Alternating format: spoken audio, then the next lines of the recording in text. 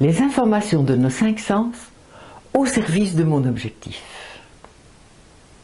Avant qu'une chose ne prenne forme dans le monde extérieur, elle doit d'abord prendre forme dans notre monde intérieur. Je vous ai dit ça la dernière fois. C'est-à-dire dans le monde des images, des sensations et des sons. Car toute chose qui se passe dans la réalité est avant tout créée dans notre mental. Pensez au nombre de fois dans une journée où vous mettez votre corps en action pour accomplir subitement quelque chose. Mais du style, aller se chercher, se préparer un petit café par exemple. Ou chaparder un grignotage dans le frigo. Ou se pencher vers le sol pour ramasser une pluche. Ouais. Ou déplacer une chaise et la remettre dans l'axe de la table. Prendre un chiffon et essuyer une tache sur le capot de votre nouvelle voiture. Tous ces petits comportements auxquels vous n'attachez pas d'importance parce que vous avez l'impression qu'ils naissent spontanément et qu'ils ne sont reliés à rien. Détrompez-vous.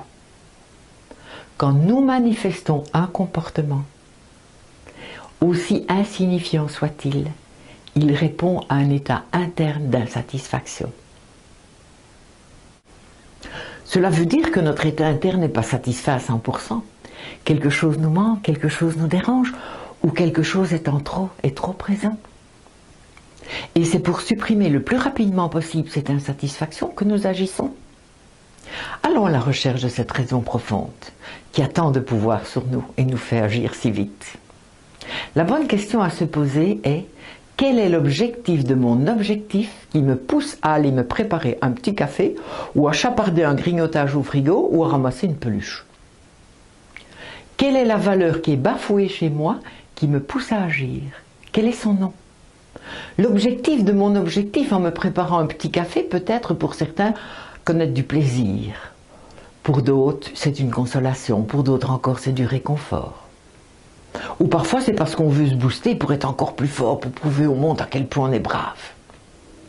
L'objectif de mon objectif en chapardant un grignotage pourrait être que je n'arrive plus à avoir l'estime de moi, que j'ai besoin d'être dorlotée, ou que ma vie manque de plaisir.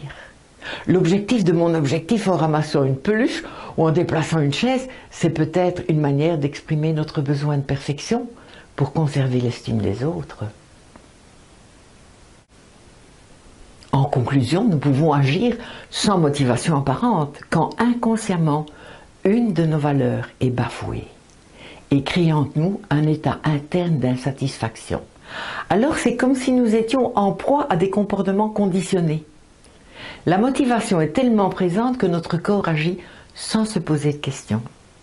Ça veut dire que dès que notre corps a des sensations négatives ou que notre tête a des images qui nous déplaisent, instinctivement on devient actif pour échapper à cela. Et de ce constat, nous allons pouvoir développer des choses intéressantes. Parce que s'il suffit de se faire un film dans la tête pour se mettre en route, alors moi je deviens tout de suite réalisateur. Et le monde de l'imaginaire n'est plus une perte de temps, mais devient un réel outil. C'est pour ça que dans les prochains articles, nous allons apprendre à mettre en place des objectifs opérationnels, en nous servant de toutes les déductions que nous venons de mettre en évidence. À tout de suite.